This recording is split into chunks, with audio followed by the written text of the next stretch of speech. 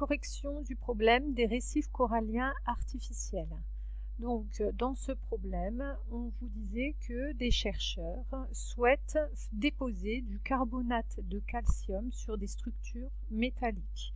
On vous donnait quelques caractéristiques de l'électrolyse qui permettrait justement de déposer ce carbonate de calcium avec les caractéristiques du générateur. Et puis on vous donnait également l'équation qui avait lieu au niveau de la cathode et cette équation formait des ions OH- qui, eux, réagissaient avec le CO2 et le Ca2+, présents naturellement dans l'eau de mer, qui, eux, réagissaient donc tous ensemble pour former du CaCO3, comme c'était indiqué dans l'énoncé, donc le carbonate de calcium. Donc, dans la première question, on vous demandait de calculer la quantité de matière d'électrons en mol nécessaire à obtenir une masse 1 g de carbonate de calcium. Donc, on pouvait reprendre toutes les données qui étaient données dans le sujet, les deux équations que l'on avait, ensuite les caractéristiques du générateur, la relation Q est égale à I fois delta T, donc on connaît cette relation, mais pas sous cette forme-là pour le moment. Ensuite, on avait aussi la masse molaire du carbonate de calcium, sa masse volumique, la valeur d'une mole d'électrons en termes de charge électrique, et puis la masse de carbonate de calcium qu'on souhaitait fabriquer. Donc, nous, ce qu'on souhaite fabriquer, c'est ce qui apparaît ici, le carbonate de calcium. Donc, on souhaite le fabriquer. Pour le fabriquer, on va faire réagir tout le OH-. Donc, tout le H- va réagir, en sachant que ce OH- provient de quoi? Provient ici des électrons qui étaient là. Tous les électrons vont me permettre de fabriquer une certaine quantité de OH-, et tous les OH- vont me permettre de calculer une quantité de CaCO3. Donc on va écrire les relations sur les quantités de matière pour ces deux relations-là. Au niveau de la deuxième, on voit que NOH- divisé par 2 est égal à N de CaCO3 divisé par 1. Et au niveau de celle-ci, on a N électrons divisé par 2 est égal à N OH- divisé par 2. Alors on peut écrire ces deux égalités sur les quantités de matière, car effectivement, toute la quantité a réagi. Donc de cette équation-là, qu'est-ce que je vais pouvoir en déduire? Je peux en déduire que N de CaCO3 est égal à N électrons divisé par 2. N, or N de CaCO3, on connaît la formule, N est égal à M sur grand M. Donc en remplaçant par les valeurs, on trouvait que N de CaCO3 est égal à 1,10-2 mol. On en déduit que N électrons est égal à 2,10-2 mol. Ensuite, question 2. À partir des documents fournis, calculez la durée d'électrolyse nécessaire à la réalisation d'un dépôt artificiel de carbonate de calcium de 2 mm d'épaisseur et d'une surface métallique de 4 mm au carré.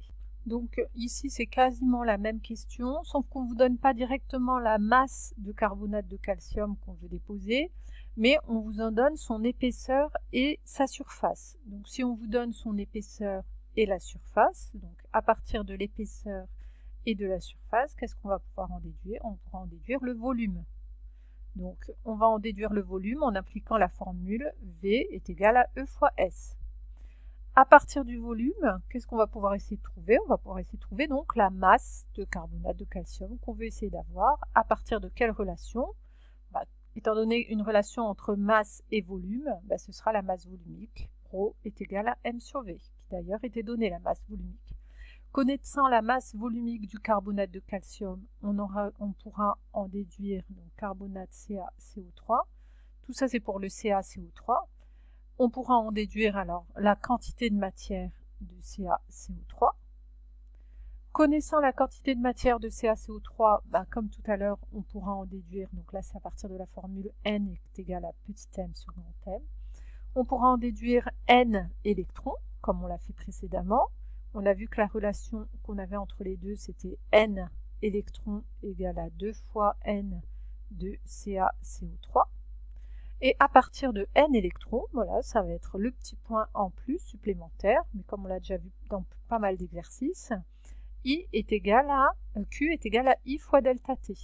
Donc nous, on l'avait vu dans d'autres problèmes sous la forme la constante F multipliée par N électrons est égale à I fois delta T.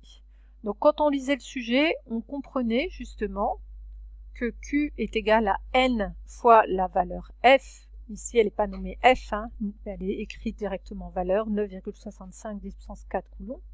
Tout simplement pourquoi? Parce qu'on vous disait qu'une mole d'électrons possède une charge de 9,65 10 puissance 4 coulombs. Ça, c'est pour une mole. Sauf que nous, dans notre problème, qu'est-ce qu'on va calculer? On va calculer le nombre de moles d'électrons. Donc, connaissant le nombre de moles d'électrons, le nombre de moles d'électrons, c'est égal, la charge de tout ce nombre de moles d'électrons, c'est égal à le nombre de moles d'électrons multiplié par la charge d'une mole d'électrons. Donc, on retrouvait notre relation habituelle. Donc, à partir de là, on pourra en déduire le delta T, sachant qu'on aura toutes les autres grandeurs. F, je vais l'appeler F, donc la constante. F fois N électrons est égal à I fois delta T. Donc ça, c'est à partir de cette formule-là qu'on en déduira le delta T, puisqu'on connaît également la valeur de I qui était donnée de 10 ampères. Donc, partons de la fin, par exemple. Donc, de cette relation-là, j'en déduis que delta T est égal à F fois NE divisé par I. Or, on a écrit que NE, je vais le remplacer, c'est égal à 2N de CaCO3 divisé par I. Or, N de CaCO3, je vais remplacer parce que c'est fois 2, c'est M de CaCO3 divisé par grand M de CaCO3. Tout ça divisé par I. Ce qui s'écrit aussi F fois 2 fois M de CaCO3 divisé par grand M de CaCO3 fois I. Maintenant, on va remplacer le petit m dans cette relation par ρ fois V. Donc, ça va s'écrire F fois 2 fois ρ fois V de CaCO3 divisé par le grand M fois I.